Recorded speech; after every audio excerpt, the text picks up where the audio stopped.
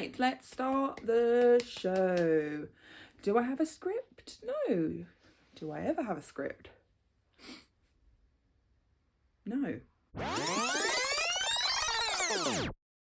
Hi guys, and welcome back to Almost a Cinephile. My name is Becca and this is my physical media dedicated channel. If you haven't been here before, we talk about things all physical media. I talk about different films I haven't seen before, including old and new releases, and we just go through and develop our cinephile repertoire, as I should say. We watch movies basically that we haven't seen before because we're really behind in terms of releases and movies in general. So I'm trying to catch up and broaden my horizons. If that sounds like you and you're always behind or can't get to a cinema very easily like I can, or you just love movies and you want to hear my opinions, then please stick around and subscribe down below and give this video a like if you would like to. So today I picked up on this in my physical media versus streaming video. If you haven't seen that one, I will link it down below. I wanted to also delve deeper into the costs of physical media. So I'm going to run by a kind of side-by-side comparison. Is physical media now more expensive than it's ever been before in comparison to streaming services that most people use today? So I've got my handy dandy dirty book actually. This isn't mine, this is my husband's, so I just needed to grab paper of any capacity just so that I could write some stuff down. So I've got some notes in front of me, so if I'm looking down it's because I am making sure that I'm getting all of my numbers correct. So starting off with subscription services. So we in our household have two. I think two is probably the usual amount most people have. Some people probably have a lot more than that, including things like Disney, HBO, Apple, Paramount Plus now, even like Crunchyroll if you're an anime fan. There's so many for so many different people, but in this household we are just a two subscription fee household, family, people. We just have two. So the first one we have is Netflix, which is $4.99 a month. We are on the standard plan where we can only have one device running at a time with adverts. We also have Amazon Prime, and that is, I'm checking. I wrote this down and now I forgot. $8.99. So Amazon Prime is $8.99 a month for Amazon Video, and I don't think it includes Prime delivery anymore. I think they are two separate things. Please correct me if I'm wrong, because our Amazon links to our delivery, but it doesn't give us Prime delivery anymore. So I don't know if you have to pay more to have both the delivery, free delivery, sorry, and the subscription to the subscription. So I'm not sure if they are combined now as much, because I think they used to be, but maybe now they're not. So let me know in the comments if you know more about that, because I clearly do not.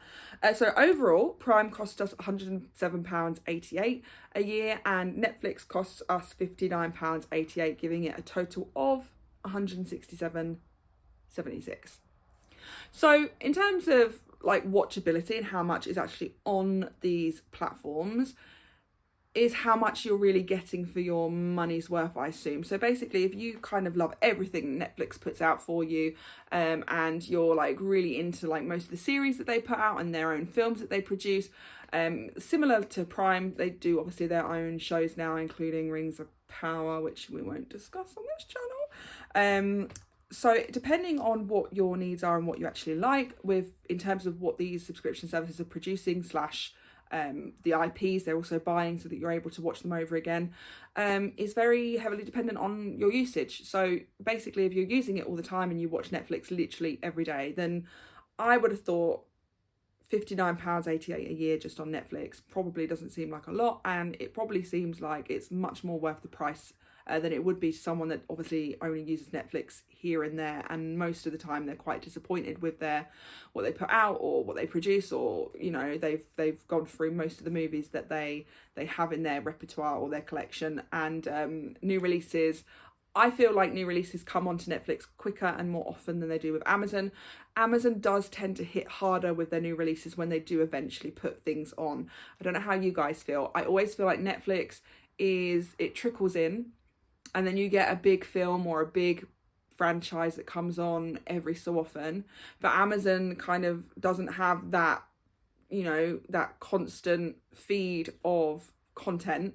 But when it does finally update and put more things on, it comes in with like a bang and puts on like a film that was only in the cinema 6 weeks prior. I think they put like The Ballad of Songbirds and Snakes, which is the Hunger Games prequel. They put that on relatively quickly after it was just in the cinema. So they both do it very different ways. And I have my beef with Amazon, especially when it comes to Amazon Kids, and the content that's available to children on there is, in my humblest opinion, very dire.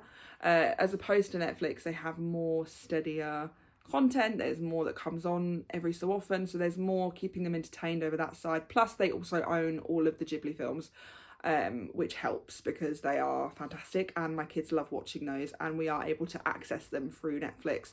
I believe, if you don't know, The Boy and the Heron is also going to be coming on into the middle of October onto Netflix, so keep an eye out for that because that's going to be huge. I have not seen that yet and I'm really excited. It's definitely on my watch list for the year. So overall, depending on your use and what you like, subscription fees are obviously, I mean, it's a cost that maybe you don't feel like you need to keep paying out for. Like £170 nearly a year could be seen as like a real treat to some people, and for others it could be like a necessity. So for us, I feel like we are probably going to drop Prime very quickly. I'm still working through Handmaid's Tale, and then hopefully we'll just keep Netflix to subside with things. There are a few shows I'm interested in. Obviously Squid Games season 2 is going to be coming out at the end of the year. They've just put a few anime or animated shows on, which I'm a little bit interested in. The Terminator one, and I feel like they're doing another one as well, but I can't remember what that was.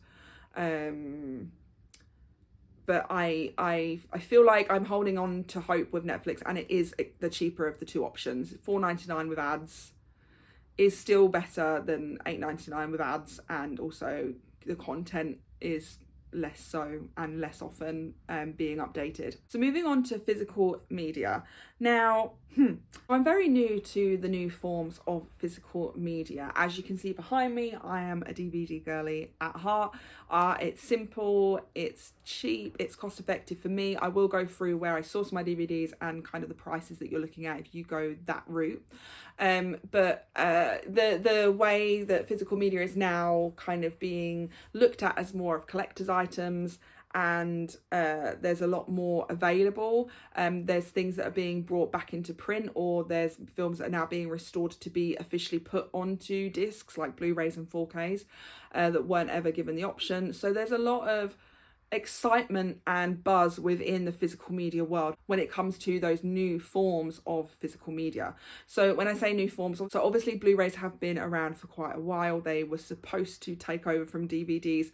I don't feel like they had the same bang as DVDs did taking over VHS. I think they wiped VHS out, and Blu-rays and DVDs have kind of cohabited the space rather than DVDs have also been wiped out, and we're now looking at Blu-rays.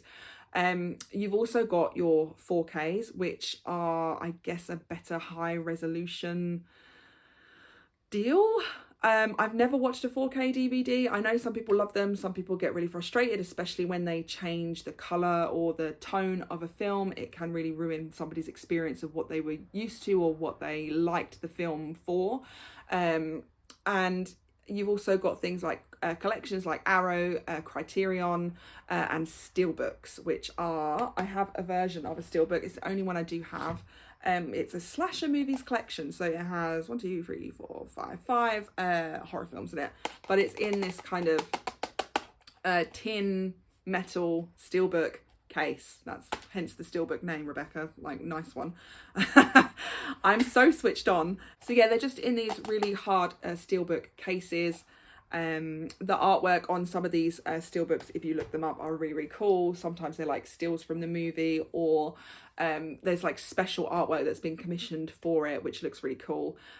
Some people do that for the 4Ks as well, or the Criterions or the Arrows. They do their own kind of artwork, and they include multiple things that aren't just the copy of the film. There's sometimes movie codes, so you've got the digital code for it.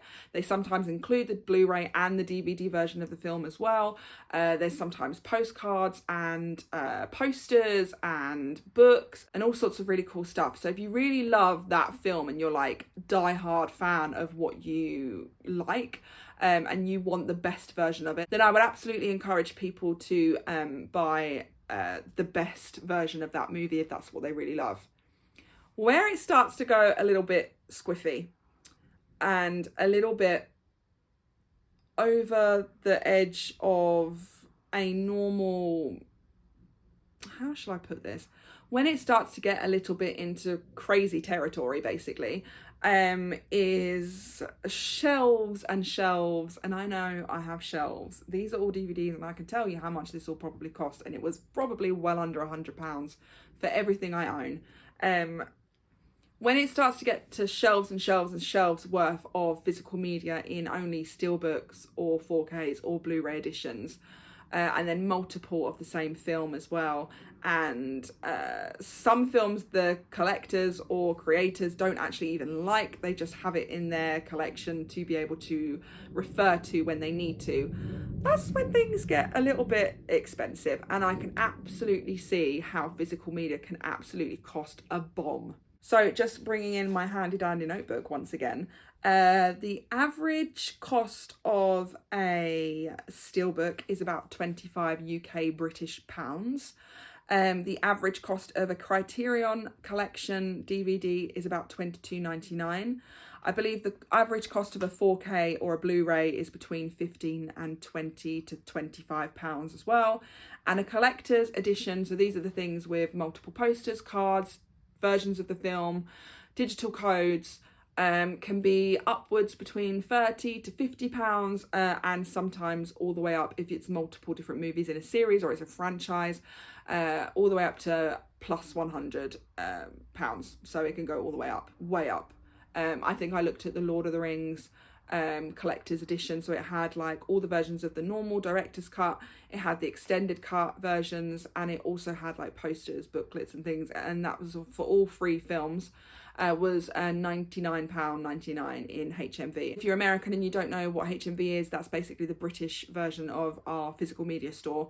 It's a high street store that we have that sells everything physical media, basically DVDs, Blu-rays, 4Ks, records, albums, CDs, all sorts of things like that. So I feel like you could easily blow what you would spend in a year on streaming services on physical media in about a week, really easily. I know some people's collections have cost thousands, upwards of 50,000 plus, to maintain a high level of quality control and a broad library of films to have in your collection.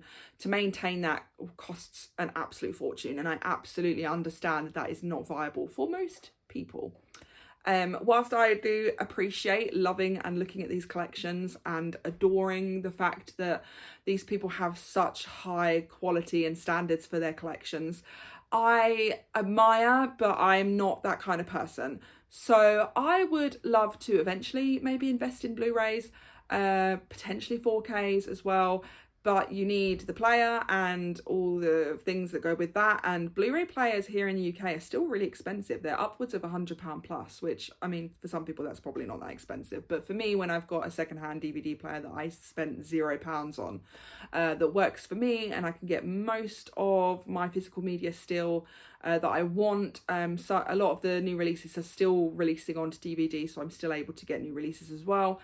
It does the job for me. And that's where I think people need to really step back and realise what they want from their physical media. So I know there's similar stories with Taylor Swift fans where they will collect every single record of hers because it has a slightly different colour on the cover, or there's like a secret message that's different in every single one. I would say that's over excessiveness to the nth degree. But I appreciate that people want every single version of one thing because they love it that much.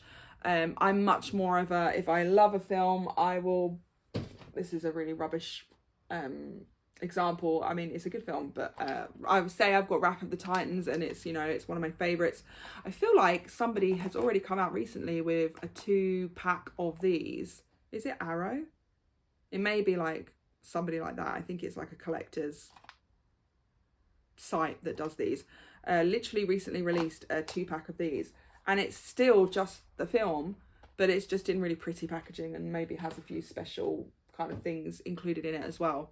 I think you need to realize, like, are you buying it for the film, or do you love the film that much that you actually want everything that encapsulates that film? You want all the extra information, the extra content, the extra posters, the cards. You want all of that because you want to really appreciate that film to the absolute fullest degree.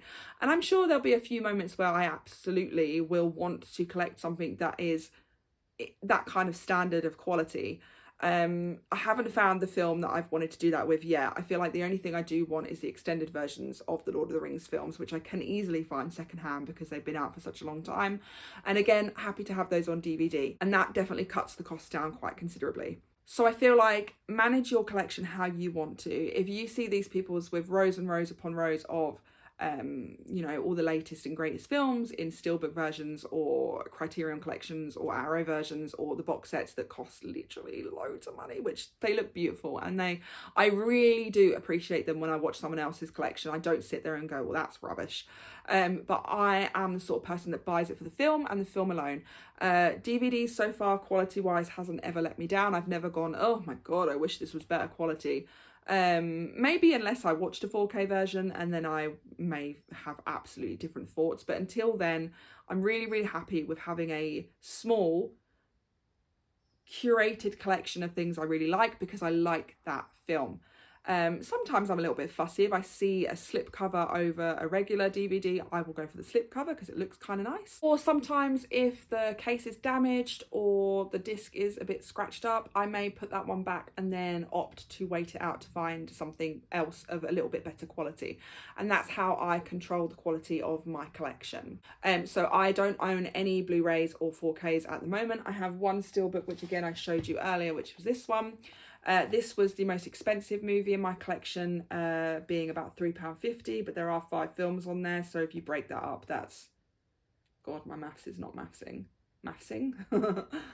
50 50 50 50 50, so that's £2.50 if they were 50p each, so they're all about 30p each a film on this one, which is mad. All the way down to my cheapest film, which is this copy of Yorgos Lanthimos's The Lobster. This I found at the end of the checkouts in Tesco's. If you don't know what Tesco's is, oh, excuse me. If you don't know what Tesco's is, it is a supermarket, a British supermarket, and sometimes at the end of the checkouts they have a bit of a charity pot, so you can donate to charity to be able to take a book, or in this case there was a whole basket of DVDs, and it's the first time I've ever seen them have DVDs. It's usually always books, and they had some really good ones. They had this one, and they had a couple of A24 films, which I was really excited to add to my collection. I've never seen The Lobster. Hopefully it's a really good film, but I do love Yorgos Lanthimos's work. I'm a big fan. I've seen A Killing of a Sacred Deer. I really enjoyed that. I know some people didn't, so I'm really excited to see this, but this cost me about 15 to 10p, depending on how much I donated. I can't remember how much money I put in the pot now, but I also picked up quite a few.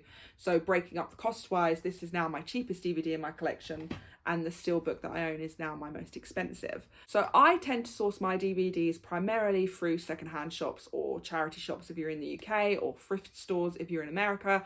That's where I get literally nearly all of these, and that's where they're from, apart from that kind of one random one I found in Tesco's, and a few more as well that I added. That's literally the majority of where my collection is from. And some of them are really good quality. If I try and pick out one I really like, obviously, maybe this one? No? Let's try and get this one. Oh my god. This is where I can't pull it out. Ugh. So this is a brand new version of Apocalypto by Mel Gibson. Really good film. I have already spoken about this in my DVD haul. And as you can see, it's brand new. It's not been used. It's not been opened. It has a cardboard slipcover over the front. I haven't even opened it yet. I have seen this film before, but I haven't rewatched it just yet. And the quality of this is fantastic. It's still wrapped. It's a little bit bumped around the edges just where it's obviously been in someone's home for a very long time. But it's still in really good quality condition, and I do have some others with really nice slip covers on them that look really good still. So majority of my collection is secondhand stores, but you can also look at places like Vinted, which is an online secondhand marketplace here in the UK. If you've got an online thrift store or in your country, then it's I suppose that version of that. Basically people are selling boxes and boxes of DVDs. I've seen some like boxes of like 160 and they only want like £10 for it, which is ridiculous. Obviously sift through them. There are a few where if you know what you're looking for, you can see some with some copyright ones or some, is that what they're called? Some pirated copied DVDs. You have to be very good at knowing what you're looking for with that. You can see some, you know, if there's a bundle and there's only like 2 films out of the whole thing that you want, then you may be able to find those 2 films for cheaper somewhere else. If I'm getting a bundle, I want at least, say like it's a bundle of 50 DVDs, which tends to be quite popular on Vinted, that they're about that big in collection size, and they want like £10 for it or £5 for it. I want at least 5 to 10 of those films out of the 54 to be ones I really want. And everything else I can either resell or give away or donate to charity if I want to. So really cool place to find DVDs. Some people are just selling the odd one for £1. If there's something that you really want, you can also look it up and get it for barely anything. People can do bundles for you. I would really encourage Vinted. It's a really cool place to find them. Another place to find them is obviously supermarkets, as I just said. Sometimes at the end of aisles they give away, or they give media for a small donation. You can have a little look in your local supermarket to see if they're doing it in your one. They were definitely doing it in mine, and it was not a big supermarket. It's relatively little for a Tesco's, but there were still some really good finds there. I would also encourage, sorry, I'm just looking at my book, Facebook Marketplace. I've not tried on there yet, but there's probably always somebody giving away like granddad's old box of DVDs. Again, it's kind of like scouring around where you live, trying to find something for not a lot. If you kind of find something that has a lot of what you like in there and you haven't got those versions of it, you can also go that route. And then lastly is friends and family.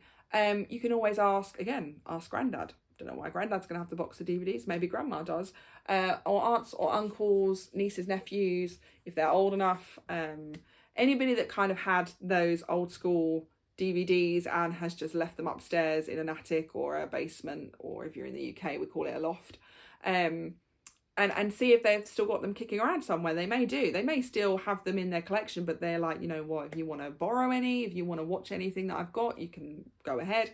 But most of the time friends and family are probably going to give them to you for nothing. They may ask for a small fee, depending on how well you get on with them. But you can absolutely ask around and see if there's any old family members lying around that would have any physical media that you're interested in, and that way you've got something for nothing almost. So I believe physical media collections can be as big or as small as you make them. They can be as vast a collection, even of things you don't watch, which to me, that doesn't make any sense. I always collect only things I like or I've not seen before that I'm curious about. Or it can be as small and exclusive as you make it, as curated as you want it. So if you want just a small collection of 5 to 10 steelbooks because they're the only films in your whole lifetime that you've ever loved that much, then that's still a small investment over a long period of time. If you're always going to watch those 10 films yearly, annually, monthly, weekly, if you love them that much, you're getting your money's worth out of it, and you're always going to have them there, rather than having to flick through streaming services and make sure that that film is what you want and where you want it to be. If you're going more down the route of collecting a lot of films and you've got a vast collection and you're picking up whatever, whenever, it can get out of control, absolutely. And I do believe people spend up to, if not way past, the thousands mark, and I can see how that can happen. So in comparison to streaming services, and only spending roughly about £170 a year just on 2 subscriptions, then a collection like that would far out cost just having subscription services. So it really is how you make it. I keep it cheap and keep it cost savvy by doing some of the methods I've described just now. But if you love movies that much and you want collector's editions, then by all means go for it. Like, they are beautiful and they are a picture to behold, and having a whole collection of Criterions or Arrow films or box sets it looks fantastic, and I absolutely admire everybody's collections when they have like all those pretty things in there with all the special artwork. It looks amazing, but for me, I'm only in it for the film at the moment. If there's a film I really love, I would probably 100% pick it up, but until then I'm sticking by my very modest collection of secondhand DVDs, and I'm going to keep it that way. And to me, it's still annually going to be cheaper than streaming services because of what I'm doing and how I'm doing it. And my collecting has definitely started to slow down. I think I've got one big haul coming at the end of September, but it definitely has slowed down quite quickly in how much I'm consuming, because I'm just trying to be mindful of what I'm picking up. If it's something that I don't need now, or I can still access via Netflix, then I'll just keep my eye out in the future if I still want that, and I'll get it then and there, because there's always lots of DVDs out there that need a home, and there's lots going out there that are secondhand that I could pick up. So really hope you enjoyed my little deep dive into physical media versus streaming and what's cheaper.